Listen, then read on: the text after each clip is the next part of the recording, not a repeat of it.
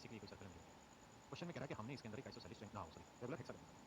मेरे प्यारे बच्चों, आप तो अच्छे से इस बात को जानते हैं कि हेक्सागन के सर्कम सर्कल की जो रेडियस है वो लिखवा चुका था पहले क्या थी कि जो हेक्सागन की साइड की लेंथ अगर हेक्सागन की साइड की लेंथ डी है तो इसके सर्कम सर्कल की रेडियस भी डी ही है।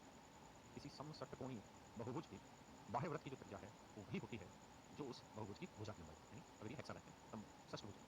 अब कहता है जी इसके अंदर एक इक्विलेटरल ट्रायंगल भी बना है। अगर मान लीजिए कोई इक्विलेटरल ट्रायंगल बना हुआ है तो इक्विलेटरल ट्रायंगल की साइड मान लीजिए बबुआ ए है। अगर बेटा इक्विलेटरल ट्रायंगल की साइड ए है तो मैं आपसे जानना चाहता हूं समबाहु त्रिभुज की भुजा अगर ए है तो भैया समबाहु त्रिभुज के सर्कम सर्कल की रेडियस क्या होती है? तो आप कहेंगे सर वो फार्मूला लिखा रहता है a/√a। मेरे बच्चों ये भी उसी वाले सर्कल की रेडियस है, ये भी उसी वाले सर्कल की रेडियस है, तो दोनों आपस में बराबर है। तो b = a/√a, a/√a ये 1/√a। तो b की लेंथ 1 है तो a की लेंथ 2 है। इसका मतलब हेक्सागन की साइड 1 होगी तो इक्विलेटरल ट्रायंगल की साइड 2 थी। अब हमसे पूछा क्या है कि क्योंकि से कुछ लंबाई का अनुपात, तो त्रिभुज पहले है और वो बाद में, तो त्रिभुज की भुजा पहले लिख लो, a पहले और b बाद में, तो रेशियो आ जाएगा √3/। उम्मीद है बातें समझ आई। आइए बताइए सवाल को।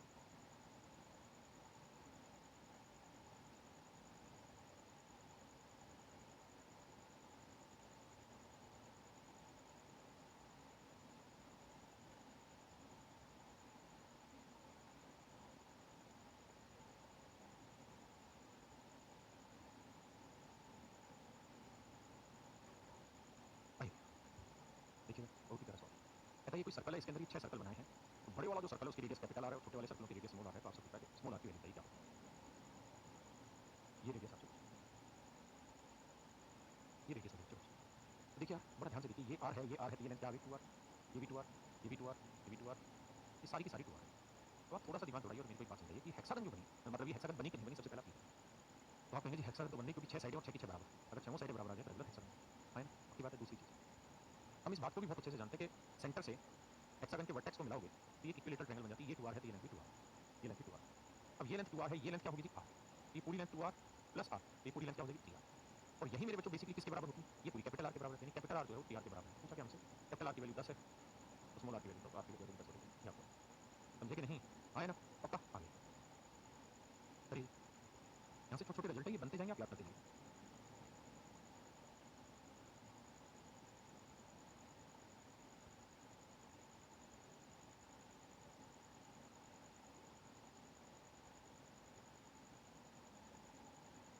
देखिए यार, भाई आपके बारे में जो भी आप इन्फॉर्मेशन लेना चाहते हैं वो अभी मेरे पास नहीं है। देखिए यार भैया ये कैपिटल R है, ये स्मॉल r है, आपको r की वैल्यू कैपिटल R के रिस्पेक्ट में बतानी है। तो मेरे बच्चे एक बात बताओ, अगर ये लेंथ कैपिटल R है, ये लेंथ कैपिटल R है, तो ये इसकी रेडियस होगी। तो आप कहेंगे सर ये लेंथ तो r/2 होगी, मानते हैं कि नहीं?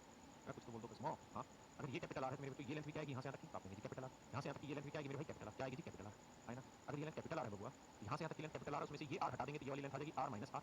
भाई ये कैपिटल R है, उसमें से स्मॉल r हटा देंगे तो आएगी r - r। अरे हाँ है ना? ये वाली लेंथ है जी कितनी? r स्मॉल r, ये 90 डिग्री।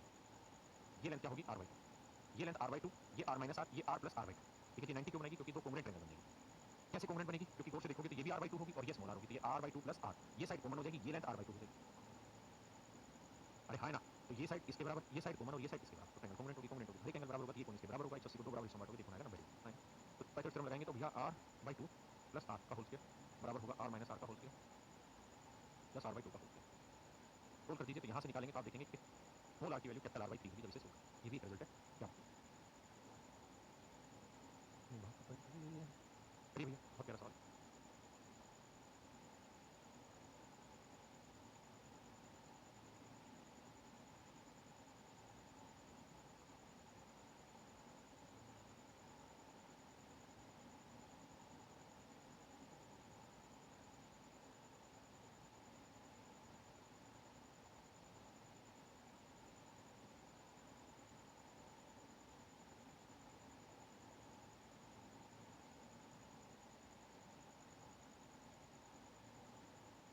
देखिए आप, बहुत ही अच्छा सवाल है।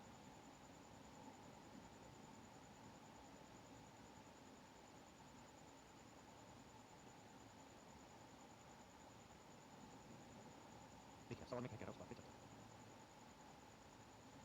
सवाल में कह रहा है ये कोई बड़ा सर्कल है, ठीक है भैया। आगे कह रहा है जी इसके अंदर हमने छोटे सर्कल बना दिए।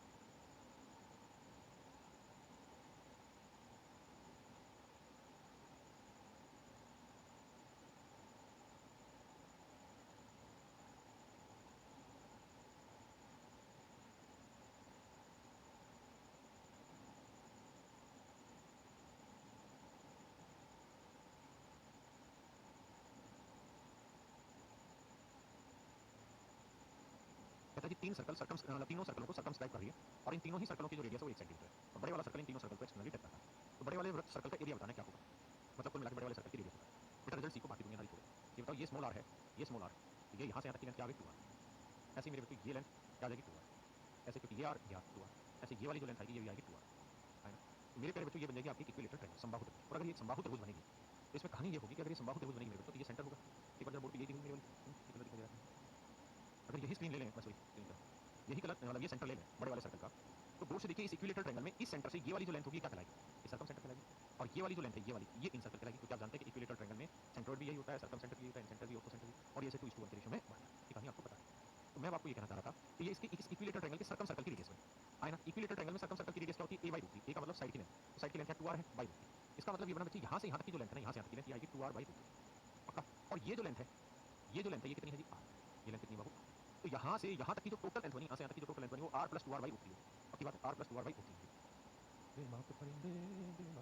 अब देखिए तो ये r + 2r/√3, r + 2r/√3 ये बेसिकली किसे रिप्रेजेंट कर रही होगी, कैपिटल आर यानी बड़े वाले सर्कल को, इज इक्वल टू r।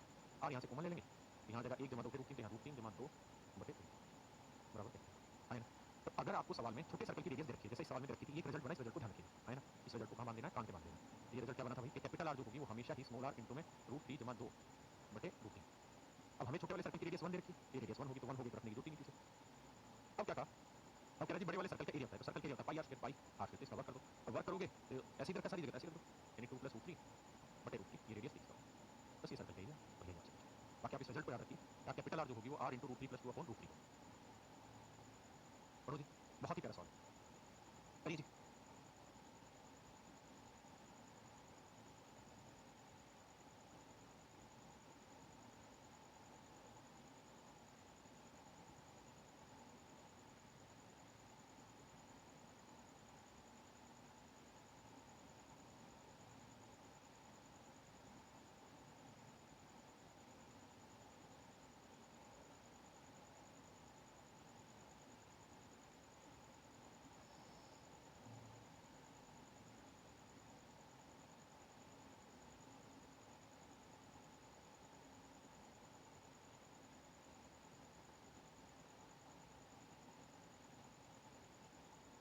देखिए बहुत ही प्यारा सवाल है।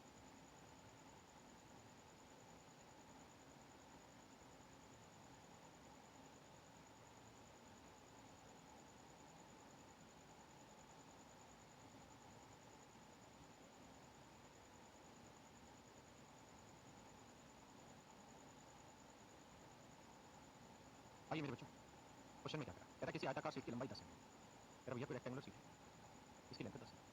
एक बार सामने वाली वही ले लो, कहता है रेक्टेंगुलर शीट है और इसकी लेंथ जो है वो 10 सेंटीमीटर, है ना, इसकी लेंथ है 10 सेंटीमीटर। मेरे प्यारे बच्चों सवाल में कह रहा है कि इसके अंदर हमें 1 सेंटीमीटर रेडियस की 9 सर्कल फिट करना है या सर्कुलर डिस्क सेट करनी है, और चौड़ाई हमें कम से कम लेनी है, लेकिन एक कंडीशन और भी है यहाँ पे, और वो कंडीशन ये है कि 9 सीटें लगानी है तो हमें कम से कम चौड़ाई लेनी है, चौड़ाई हमें कम से कम लेनी है। अगर हमें कम से कम चौड़ाई लेनी है तो हमें कोशिश करनी है कि लंबाई नहीं सेट कर दो 9 की 9, लेकिन हो नहीं सकती, क्यों नहीं हो सकती, क्योंकि एक सीधी एक जो सर्कुलर शीट बनाएंगे उसकी रेडियस 1 है तो उसका डायमीटर 2 होगा, उसका डायमीटर 2 होगा। और अगर इसकी लेंथ 10 है, अगर इसकी लेंथ 10 सेंटीमीटर, अगर इसकी लेंथ 10 सेंटीमीटर मेरे बच्चों, अगर इसकी लंबाई 10 सेंटीमीटर है तो हर एक की डायमीटर 2-2 सेंटीमीटर होगा, तो 5 ही सर्कुलर शीट कट पाएंगे ना। फिर इस हिसाब से हमें काम करना होगा ऐसे, 5 सर्कुलर शीट काट लो, 1 2 3 नहीं हो जाएगा, थोड़ा छोटा कर लेते हैं तो बन जाएगी ये 2 3 4 और भैया 5। इस तरीके से हमने 5 सर्कुलर सीढ़ी सेट कर दी, 5 ही हमने यहाँ से, इसी भैया को दिक्कत है, इतनी सर्कुलर सीढ़ी सेट कर दी थी हमने 5। हम जानते हैं हर एक को कि हर एक का जो रेडियस है भैया, हर एक की जो रेडियस है वो 2 है ना, रेडियस 1 है तो डायमीटर 2 हो गया, 2 2 2 2 2 2 चलता चलता 10 हो गया।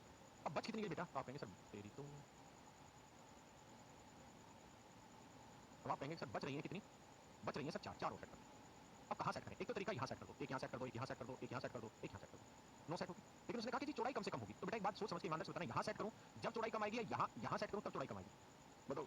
अगर मैं यहाँ सेट कर रहा था तो आपने देखा कि चौड़ाई जो आई थी वो यहाँ तक आ गई थी, लेकिन अगर मैं इसको यहाँ सेट कर रहा हूँ तो आप देख रहे हैं चौड़ाई मेरी यहाँ आ गई, इसका मतलब चौड़ाई कम हो जाएगी सही सेट करने से। इसका मतलब अगर मुझे गैप बचाना है तो बाकी 4 सीढ़ियाँ इस गैप में सेट करनी पड़ेगी, बाकी 4 सीढ़ियाँ इस गैप में सेट करनी पड़ेगी बाबू।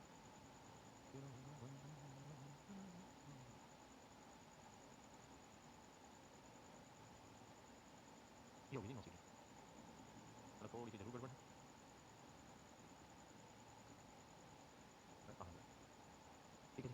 अब हमें इनकी लंबाई बतानी क्या क्या हो, पहले इसकी चौड़ाई मिनिमम बतानी। तो बेटा एक बात बताओ, अगर तुम थोड़ा पाओ दिमाग तो क्या हर एक सर्कुलर सीडी की रेडियस सेम है? ये बताओ, ये इक्विलेटरल ट्रायंगल बनेगी कि नहीं बनेगी? आप कहेंगे जी बनेगी। कैसे बनेगी? क्योंकि हर एक की रेडियस 1 1 1 1 है, तो ये इक्विलेटरल ट्रायंगल बनी। और अगर ये इक्विलेटरल ट्रायंगल बनी तो मैं यहाँ समझा देता हूँ। इस इक्विलेटरल ट्रायंगल में, इस इक्विलेटरल ट्रायंगल की साइड होगी 2 2 2। और अगर मैं यहाँ से एक एल्टीट्यूड खींचना चाहूँ सामने वाली साइड पे, तो निकाल सकते हैं कि नहीं? आप कहेंगे निकल जाएगा भाई, इक्विलेटरल ट्रायंगल एल्टीट्यूड की लेंथ होती है √3/2। एक का मतलब साइड की लेंथ, तो 2 से 2 कट गया, तो ये लेंथ आई 2। बेटा यहाँ से यहाँ तक की ये वाली जो लेंथ है, ये है √3। मानते हैं कि नहीं? आप कहेंगे सर मानते हैं बिल्कुल। अब बेटा आप जानते हैं ये वाली लेंथ कितनी है? 1। और ये वाली लेंथ कितनी है? 1।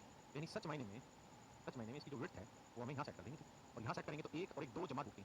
तो कितनी चौड़ाई की जरूरत पड़ेगी मेरे बच्चों? 2 जमा √3। यही आपसे पूछा कि कम से कम कितनी चौड़ाई की जरूरत पड़ेगी, तो आंसर होगा 2 जमा √3। बोलो भैया हाँ है ना? बोलो मस्त समझ आया कि नहीं? बेटा करिए कमेंट पे। बोलो भाई बढ़िया से समझ आया कि नहीं? तुम बोलते नहीं हो यार, है ऐसा कैसे बात बनेगी बे? तुम जो ना बोलोगे तो हम नाराज हो जाएंगे सर। बताओ भैया कैसा लगा तुमको? समझ आ गया ना बढ़िया से? चलो तो अगले सवाल पे आ जाओ।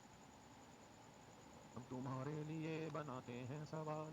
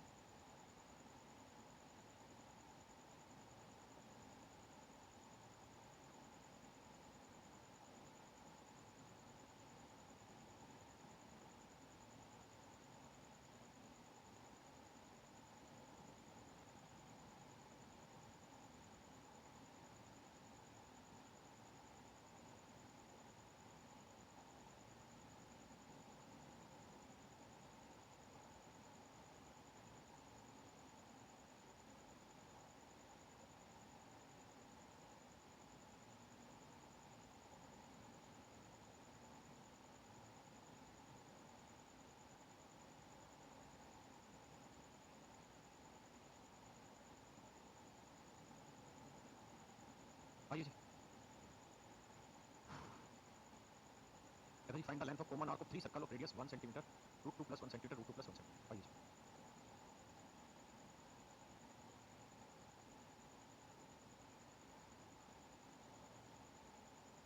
आइए भैया। कह रहे जी 3 सर्कल है, एक सर्कल लिया, एक सर्कल लिया, और एक और सर्कल है, छोटा सर्कल। इन तीनों ही सर्कल की मेरे बच्चों जो रेडियस है, इसकी रेडियस है √2 + 1 और इसकी रेडियस है। मेरे बच्चों इनके नाम रख लेते हैं सेंटर के ए, तो कुछ बुरा ही नाम ए बी, ये लेंथ निकाल लेते हैं, ये लेंथ निकाल लेते हैं, फाइन। अगर आप ऐसा देखेंगे तो ए बी की जो लेंथ है परिंदे परिंदे,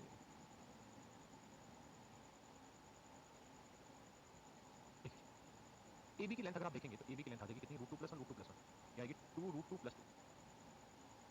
ए बी की जो लेंथ आएगी वो आएगी 2 √2 + 2। मैं कहूँ बी सी की लेंथ बताओ तो √2 + 1 + 1, और ए सी की लेंथ आएगी √2 + 2। हाँ है ना? किसी भैया को दिक्कत है? बिल्कुल भाई, वो भी बने इंस्पेक्टर जरूरी है तेरे लिए। अब जरा सामने सवाल में आपसे पूछा था कि ये वाला एरिया निकाल के बताइए क्या होगा। ये वाला मेरे बच्चों ना, सॉरी सॉरी मैं गलत बता रहा हूँ।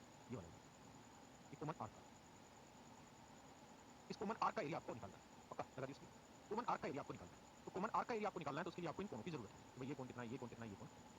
अब मेरे बच्चों एक बात हमेशा के लिए ध्यान रखिए क्या, एक बात हमेशा के लिए ध्यान रखिए क्या, कि जब भी किसी ट्रायंगल के 3 साइडों की लेंथ आपको दे रखी है, जैसे इसकी लेंथ ए है, इसकी लेंथ बी है, इसकी लेंथ सी है ना, और तीनों एंगल आपसे निकलवाना चाह रहा है, तो सामान्यतः दो ही केसेस में ऐसा संभव है, दो ही केसेस में ऐसा संभव है। या तो ये इक्विलेटरल ट्रायंगल हो, समबाहु त्रिभुज, समबाहु त्रिभुज यानी ए बी और सी तीनों बराबर, या फिर दूसरा हो समकोण। देखो अगर मैं कह दूं कि इस ट्रायंगल की साइड 3 4 5 है, तो क्या तीनों कोण निकाल देंगे? आप कहेंगे 3 4 5 स्ट्रेट बना रहा है, 5 के सामने वाला 90 होगा, तो एक कोण तो आप निकाल देंगे, लेकिन बाकी दोनों कोण आप यहां पर भी नहीं निकाल पाएंगे। तो मेरे बच्चों मैं आपको यही कहना चाह रहा हूं कि समकोण भी होनी चाहिए और समद्विबाहु त्रिभुज भी होनी चाहिए। समकोण समद्विबाहु त्रिभुज होगी तो उसके आप तीनों कोण निकाल सकते हैं, क्योंकि समकोण समद्विबाहु का ये कोण 90 डिग्री होगा, दोनों साइड बराबर है, ये भी 45 डिग्री, ये भी 45 डिग्री। यानी समकोण समद्विबाहु त्रिभुज होगी, उस स्थिति में आप तीनों कोण निकाल सकते हैं, या फिर समबाहु त्रिभुज उस स्थिति में आप तीनों कोण निकाल सकते हैं। अब अपने को जो सवाल देखा है, वहां जो त्रिभुज बन रही है वो राइट एंगल बन रही है या इक्विलेटरल बन रही है, हम इसको देख लेते हैं। हमने देखा तीनों साइड अलग अलग है, मतलब इक्विलेटर तो नहीं है, तो 100% बिना चेक करे आप मान लीजिए कि राइट एंगल आइसोसेलेस है, सबसे बड़े वाला कोण 90 डिग्री है, ये वाला कोण 90 डिग्री होगा, बाकी 45 डिग्री, और सोल्व कर दीजिए। आप कहेंगे हमें विश्वास नहीं। तो भाई कोई भी ट्रायंगल राइट एंगल कब होती है? जब दो साइडों के स्क्वायर का सम, दो छोटी साइडों के स्क्वायर का सम तीसरी साइड के स्क्वायर के बराबर है। तो ए बी स्क्वायर करोगे, इसका वर्क करोगे, 2 रूट 2 जमा 2 का तो 2 दूनी 4, दूनी 8, 4 12, 12 जमा 4 दूनी 8 रूट 2, 12 जमा 8। अगर इसका वर्क करें बी सी स्क्वायर करें तो 2 6 जमा 4 रूट 2, इसका वर्क करो ये आएगा 6 प्लस 4। मेरे बच्चों आप देखेंगे क्या कि ए बी स्क्वायर जो है वो बराबर है B C square plus A C square, A B square बराबर है B C square plus A C square, A B square बराबर है B C square plus A C square, है ना। अब मेरी बात को ध्यान से समझिए, आपने देखा कि एक राइट एंगल ट्रायंगल बन गई, है ना, तय हो गया। आपको ये भी पता है कि बीसी और एसी दोनों साइड बराबर है, सबसे बड़ी साइड ए बी है तो उस बड़ी साइड के सामने वाला कोण 90 डिग्री, दोनों साइड बराबर है। अब हमें आर की लेंथ निकालनी है, तो आर की लेंथ निकालने का फार्मूला होता है मेरे बच्चों क्या, थीटा 45 बटे 180 इंटू पाई आर, आर की वैल्यू √2 प्लस। अब मैं ये बात जानता हूँ कि जितनी आर की लेंथ इसकी होगी उतनी ही इसकी, क्योंकि रेडियस दोनों की सेम है, कोण भी दोनों इंटू 2 प्लस में इस आर की लेंथ निकालेंगे इस वाले की, तो थीटा हो गया 90 बटे 180 पाई और आर की वैल्यू होगी 45 दूनी 180, 45 दूनी 90 दूनी 180, 90। अब मैं यहाँ से पूरे सवाल में से क्या करता हूँ भाई, पाई बाई 2 कॉमन ले लेता हूँ, और पाई बाई 2 कॉमन लेंगे तो आप देखेंगे यहाँ बचेगा √2 प्लस 1 और यहाँ बचेगा 1। इसको अगर आप जोड़ोगे तो ये आएगा पाई बाई 2 इंटू में √2 प्लस 1, ये मेरा आंसर है। तो ये इसकी कॉमन आर की लेंथ होगी, मेरे बच्चों किसकी लेंथ होगी, कॉमन आर की लेंथ होगी, उपनिष्ठ भुजा की लंबाई। क्या आप समझ पाए मेरी बात को? आगे बेबाक परिंदे, बेबाक परिंदे। और ये मेरे बच्चे question, find the minimum length of rubber band which can tight 3 circle of radius 14 centimetre. इसका रिजल्ट पहले रिजल्ट समझाता हूँ फिर सवाल कराता हूँ। आइए जरा देखिए यार, कहानी ये है, ध्यान से मेरी बात को सुनिएगा, समझ के चलिएगा। कि मान लीजिए 3 सर्कल हैं,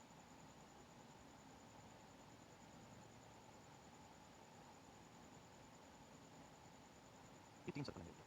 क्वेश्चन में क्या है, यहाँ से प्रोजेक्ट बना लेते हैं कि सर एक रबर बैंड, आप रबर बैंड की प्रवृत्ति जानते हैं, जब रबर बैंड से इसे बांधेंगे तो यहाँ तो रबर बैंड पूरी तरह से चिपका रहेगा, लेकिन जैसे इधर आएगा तो बिल्कुल सीधा हो जाएगा, फिर यहाँ चिपक जाएगा, फिर बिल्कुल सीधा हो जाएगा।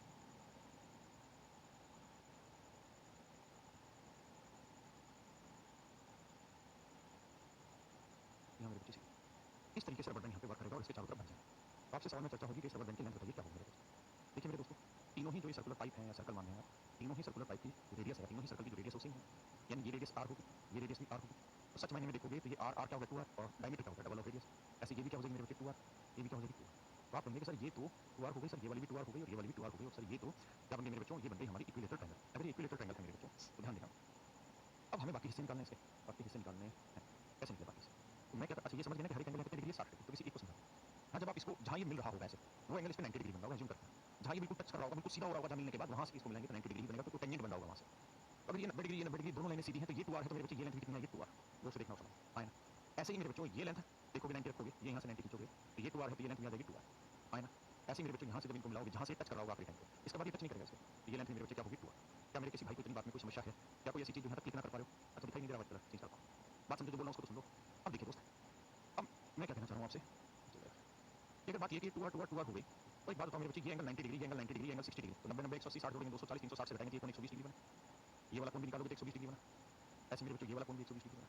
तो आप एक बात समझेंगे यहाँ पे क्या, कि हमने सर ये वाली लेंथ तो कैलकुलेट कर दी 2r है, ये वाली लेंथ भी कैलकुलेट कर दी सर 2r, ये वाली लेंथ भी कैलकुलेट कर दी सर 2r है रबर की। अब रबर की कौन सी लेंथ बच रही है बताओ, सर ये वाली लेंथ, ये वाली लेंथ।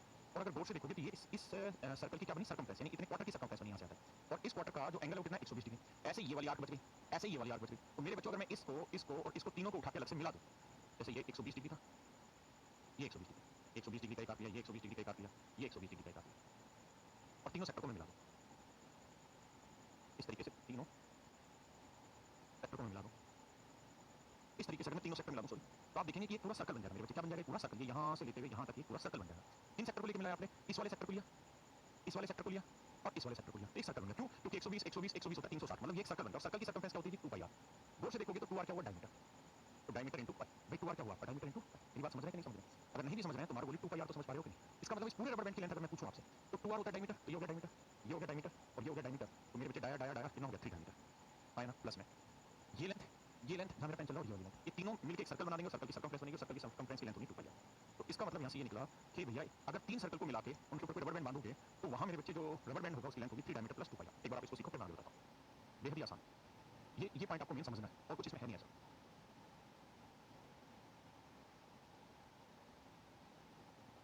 अब मेरे बच्चे इसमें मैं कुछ लिखवा देता हूं, आप नजर की तरफ ध्यान देना।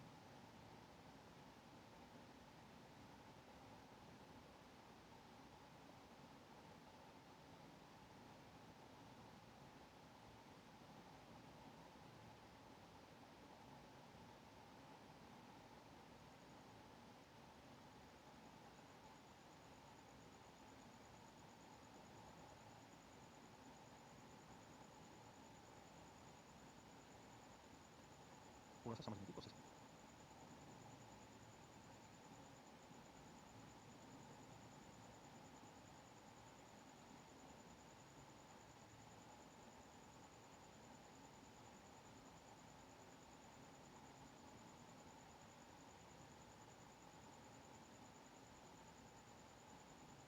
बच्चे इस तरीके से सवाल आपको दे देगा, कहेगा कि 3 रबर बैंड है ना, 3 सर्कल है, उनको बनाना एक रबर बैंड। यहाँ कह देगा जी आपके कितने हो गए, 1 2 3 4 5 6 6 रबर बैंड है, इनको सबको बनाना जी रबर बैंड 6 सर्कल को। ऐसे ही वहाँ देखेंगे 10 सर्कल हो गए, इनको रबर बैंड बनाना है। तो कैसे बनेगा उस पर ध्यान दीजिए। देखिए तरीका बताया कि ऐसे बनेगा, रबर बैंड ऐसे बनेगा। और मेरे बच्चे जब रबर बैंड ऐसे बांधोगे तो आप देखेंगे कि ये 1 डायमीटर होगा, ये 1 डायमीटर होगा, ये 1 डायमीटर होगा, यानी ये length 1 diameter 1 diameter 1 diameter 3 diameter तो ये हो गया। और बचा क्या, ये वाला हिस्सा, ये वाला हिस्सा, ये वाला हिस्सा, तो प्लस में 2 पाई, क्योंकि इन तीनों क्वार्टर को जोड़ोगे तो जो बनेगा वो आपका सर्कल ही बनेगा, सर्कल की सतह है। ऐसे यहाँ देखोगे तो देखिए से 1 डायमीटर तो ये हो गया सर्कल का, आधा यहाँ हो गया, आधा यहाँ हो गया, तो 1 आधा आधा 2 डायमीटर यहाँ, 2 डायमीटर यहाँ, 2 डायमीटर यहाँ, तो 2 2 4 2 6। और उसके बाद फिर कौन सा हिस्सा बच जाना है मेरे भाई, ये तो सीधे सीधे ये हिस्से बच जाएंगे, ये हिस्सा बच जाएगा, तो यहाँ से मिलाएंगे, ऐसे जब यहाँ से मिलाएंगे तो ये हिस्से बच जाएंगे। इसका आंसर हो जाएगा 2 डायमीटर 2 डायमीटर 2 डायमीटर यानी 6 डायमीटर प्लस 2 पाई। अब यहाँ इसको इससे मिलाएं, इसको इससे मिलाएं, आधा और आधा, तो 1 और 1 2, आधा और आधा 1, तो 3 डायमीटर ये, 3 डायमीटर ये और 3 डायमीटर है ना, तो 3 डायमीटर प्लस में सॉरी चलो 3 3 6 और 3 9, तो 9 डायमीटर प्लस 2 पाई आर, यानी जितने डायमीटर बन रहे हैं वो प्लस में 2 पाई आर रहना है। क्यों, क्योंकि जब आप इस पे ऐसे रबर बैंड बांधेंगे तो यहाँ गोल घूमेगा और यहाँ सीधा रहेगा, यहाँ गोल घूमेगा और यहाँ सीधा रहेगा, है ना मेरे बच्चे, मेरी बात समझे नहीं। तो ये तो रबर बैंड है ना सीधा, ये रबर बैंड है ना सीधा, ये रबर बैंड है ना सीधा मेरे भाई, पक्की बात है। और यहाँ बनेगा कर्व, यहाँ बनेगा कर्व, यहाँ बनेगा कर्व, तो ये हो जाएगा 2 pi r, 9 diameter plus 2 pi r. समझे कि नहीं मेरी बात को। तो इस तरीके से ट्रिक आपको याद रखनी है कि अगर 3 सर्कल है तो उसमें 3 डायमीटर बनेंगे, 6 सर्कल है तो 6 डायमीटर बनेंगे, 10 सर्कल है तो 10 डायमीटर नहीं बनेंगे, 9 डायमीटर बनेंगे, तो 9 डायमीटर प्लस 2 पाई आर आएगा, सभी में प्लस 2 पाई आर करना है ना। तो आइए दोस्तों अब करते हैं इस वाले क्वेश्चन को। अब कह रहे थे छोटे से रबर बैंड, मतलब छोटे छोटे रबर बैंड की लंबाई याद करो, तो 14 सेंटर त्रिज्या वाले 3 वर्तों को बांधेंगे तो लेंथ आएगी 3 डायमीटर प्लस 2 पाई आर। अब देखिए जी 3 डायमीटर रेडियस होता है तो डायमीटर 28 हुआ, 2 पाई की वैल्यू 22 7, आर की वैल्यू 7, 28 3 84 और 22 दूनी 44, 4 4 8 8 4 12, तो आंसर आया 100।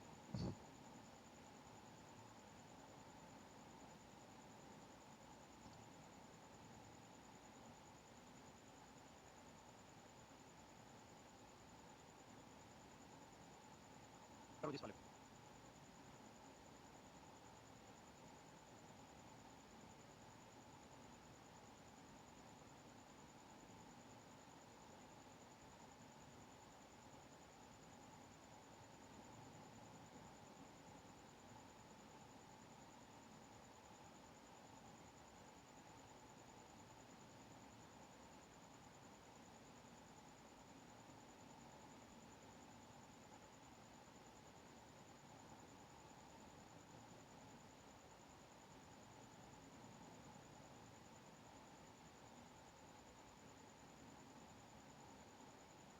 देखो दोस्तों, कह रहा भाई ये एक इक्विलेटरल ट्रायंगल है, इसके अंदर 3 सर्कल बनाए, तो आपको बताना है कि अगर इन हर एक सर्कल की रेडियस 10 है तो इस ट्रायंगल का पेरीमीटर क्या होगा, इस वाले ट्रायंगल का पेरीमीटर क्या होगा, समझिए।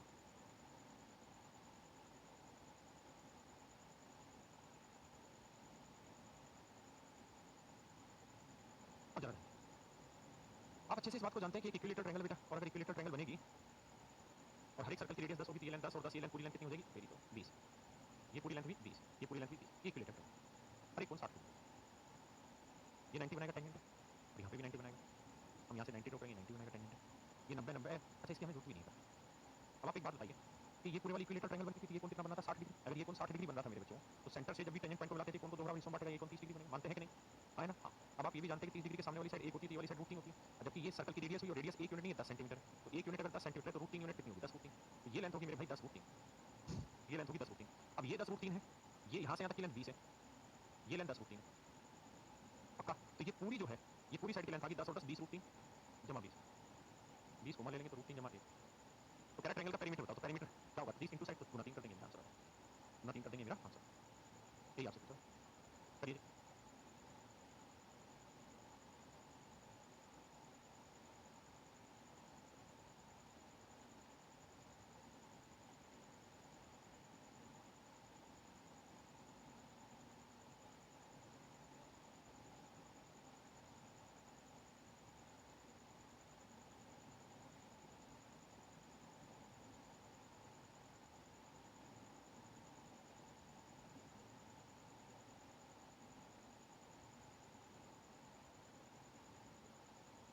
कि आयताकार मैदान का क्षेत्रफल 180 वर्ग सेंटीमीटर, चौड़ाई 15 सेंटीमीटर, तो आयताकार मैदान की लंबाई और परिमाप ज्ञात करो। देखो रेक्टेंगल का एरिया होता है लेंथ इनटू ब्रेड्थ, तो लेंथ ब्रेड्थ है 15, ये 180, 15 से काटेंगे तो लेंथ आ जाएगी 12, ठीक है। अब पूछा क्या है, लंबाई और परिमाप बताओ, तो लेंथ आ गई 12 और रेक्टेंगल का पेरीमीटर होता है twice of l plus b, solve कर देंगे। अगर ये बात भी किसी भाई को नहीं पता है, कोचिंग का फायदा नहीं है, ये लेंथ है, ये ब्रेड्थ है, इसका जो एरिया है ना वो होता है l इंटू बी, पेरीमीटर होता है सारी भुजाओं का जोड़ यानी twice of l plus B, ये परिमाप होता है ना।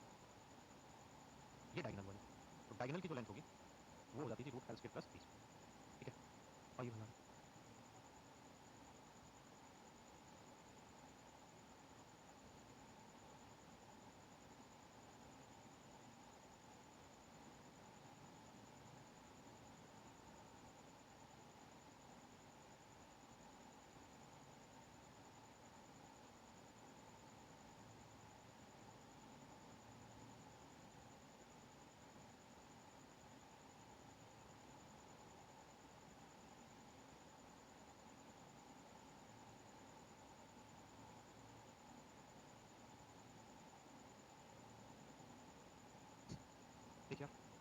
कह रहा area of rectangular field is 560 square metre, ratio of their length and breadth is this. कह रहा भैया ये कोई रेक्टेंगल है, इसकी लेंथ ब्रेड्थ का रेशियो 5 7 है, ये 5x है, ये 7x है, तो एरिया हुआ 5 गुना 7 5x गुना 5 7 35x के, और ये बराबर है 560 के। यही है ना भाई फील्ड का एरिया इतना देखा। देखो यार सोल्व करें, 7 5 35 7 8 56, अच्छा 5 से कटा 16, तो x की वैल्यू 16, x की वैल्यू 4, तो ये लेंथ आपकी 20 होगी और ये साइड होगी 28। कह रहा जी डायगोनल बताओ, तो डायगोनल क्या होगा, l स्क्वायर यानी 20 का 400 प्लस 20 के 28 का 784, जोड़ देंगे मेरा आंसर आ जाएगा 1184। ठीक है भाई।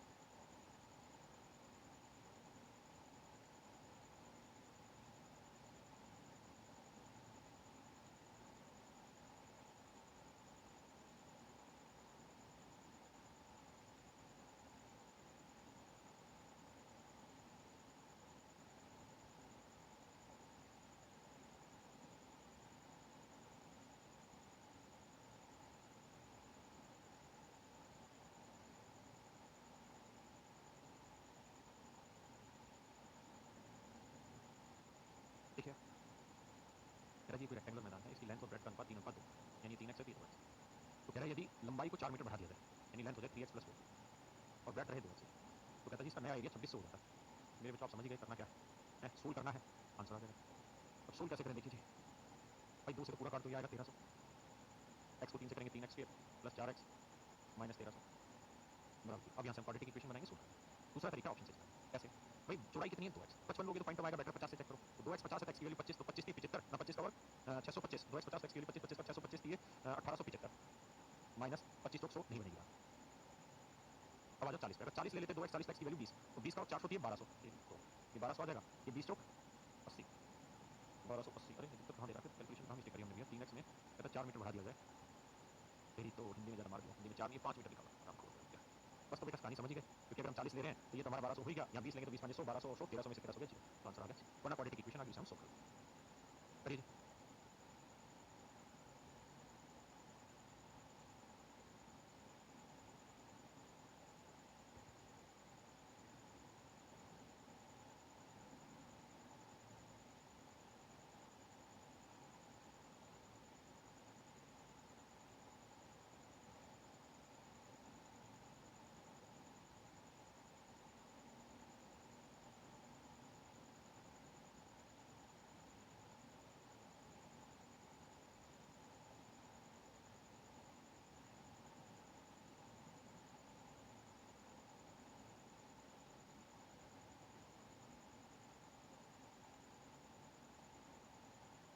देखिए यार दोस्तों, कह रहा था length of rectangle which is 24 centimetre, कहते हैं रेक्टेंगल की लेंथ 24 सेंटीमीटर है, जो कि एक वर्ग की भुजा के बराबर है,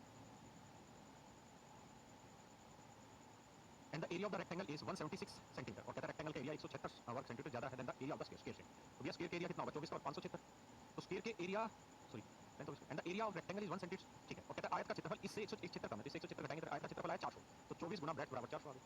यहाँ से हम डी की वैल्यू निकाल लेंगे, वो हमारा आंसर है। क्लियर है भाई, बताइए।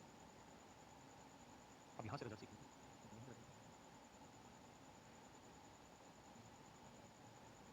आइए बच्चों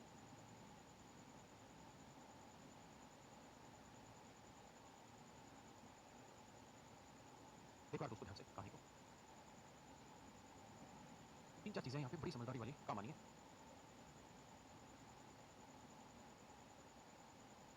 ये कोई रेक्टेंगल है मेरे दोस्तों, अगर ये कोई रेक्टेंगल है मेरे भाई, तो सवाल में कह रहा है कि इस रेक्टेंगल की लेंथ मान लेते हैं l और ब्रेड्थ मान लेते हैं b। अब आपको क्वेश्चन में ये कहेगा कि भाई इसके बाहर की ओर चारों तरफ हमने एक x मीटर चौड़ा रास्ता बनाया, हमने एक x मीटर चौड़ा रास्ता बनाया इसके बाहर की तरफ, कहाँ की तरफ, इसके बाहर की तरफ हमने इसके बाहर की तरफ एक x मीटर चौड़ा रास्ता बनाया, ये रास्ता बनाया जी x मीटर चौड़ा, ये x मीटर चौड़ा इसमें एक रास्ता बनाया। क्लियर। अब मैं आपसे पूछ रहा हूँ कि जिस रास्ते का क्षेत्रफल बताओ, तो क्या तरीका है, आपको करना ये होगा कि भाई यहाँ से यहाँ तक की लेंथ l है, ये x है ये x है, तो बड़े वाले की लेंथ होगी l + 2x, यहाँ से यहाँ तक की b है ये x तो पूरी की लेंथ हो गई b + 2x, है ना, ये हो गई b + 2x। पक्का एक बार जरा समझो,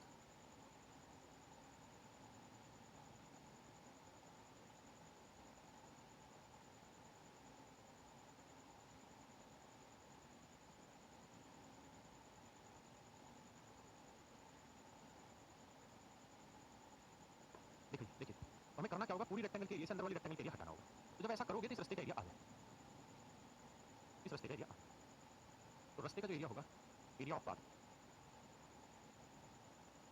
वो आएगा 2x into l + b + 2x। तरीका मैंने आपको बता दिया, बड़ी रेक्टेंगल के एरिया से छोटी रेक्टेंगल के एरिया घटाएंगे तो ये रास्ते का एरिया निकल के आएगा, ये रास्ते का एरिया निकल के आएगा। पेन हो देना, अच्छा है पेन, ठीक।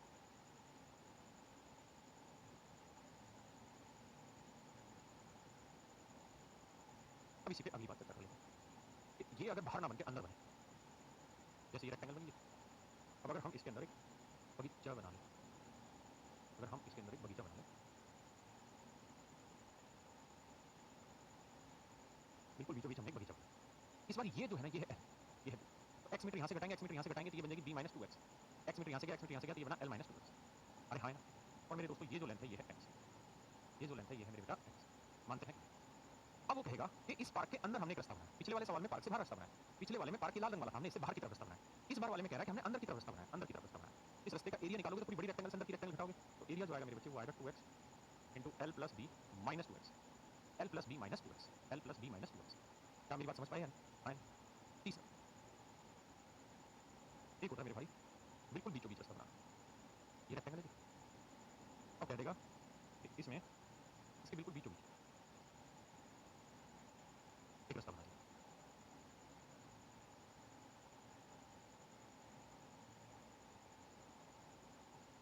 ऐसा हमने बिल्कुल बीचों बीच एक रास्ता बनाया। फिर कहेगा कि इस रास्ते का एरिया बताइए, इस रास्ते का एरिया बताइए क्या होगा, इस वाले रास्ते का एरिया बताइए क्या होगा।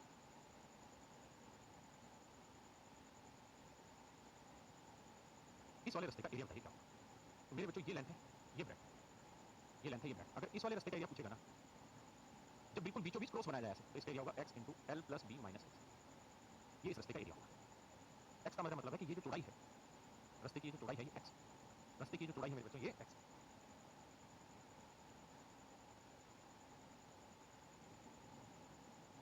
और अगर ऐसे सवाल में पूछ लेता पेरीमीटर ऑफ पाथ कि भाई रास्ते का परिमाप बताइए, तो रास्ते का परिमाप हमेशा ही ऐसे सवाल में twice of L plus B होगा, twice of L plus B होगा, बिना सोचे समझे मान लीजिए। कैसे मान लीजिए, देखिए ये जितनी लेंथ होगी उतनी लेंथ ये होगी, जितनी ये लेंथ होगी उतनी लेंथ ये होगी, तो गौर से देखोगे तो ये लेंथ एल हो गई, ये लेंथ एल हो गई। यहाँ बात करेंगे तो जितनी लेंथ ये होगी उतनी ये रहेगी, जितनी वो होगी उतनी ये रहेगी, तो ये बी होगी, ये बी होगी, तो 2b 12 जोड़ोगे तो twice of L plus B हमारा आंसर है। क्या मेरी बात से सहमत है यहाँ तक? हाँ। अब हम इनसे रिलेटेड क्वेश्चन पे चल लेते हैं। अब पढ़िए सवाल, फिर एक आयताकार बगीचा, इसके बाहर चारों तरफ हमने एक रास्ता बनाया, इसके बाहर हमने एक रास्ता बनाया, तो एरिया ऑफ पाथ जो होगा रास्ते का एरिया क्या होगा, फार्मूला होगा बाहर अगर हम बना रहे तो 2x, x का मतलब जितना चौड़ा बना रहे रास्ते की चौड़ाई 15 इंटू में l plus b plus 2x, 2 गुना 15, सोल्व कर देंगे हमारा आंसर आए ना।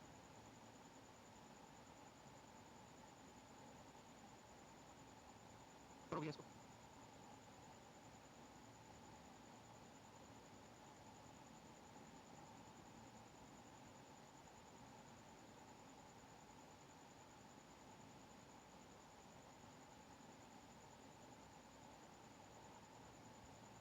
आइए भैया, कहता है एक आयताकार मैदान जिसकी लंबाई 100 मीटर और चौड़ाई 50 मीटर के बीचों बीच एक समान चौड़ाई का रास्ता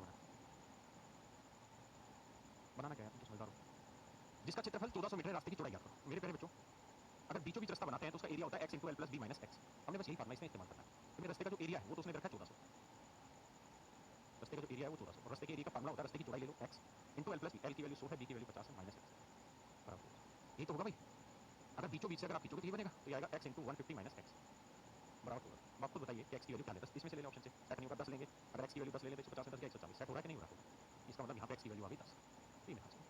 अरे हाँ है ना, ये मेरा आंसर आ गया।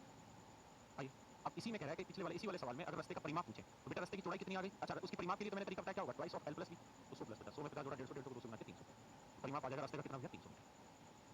करिए,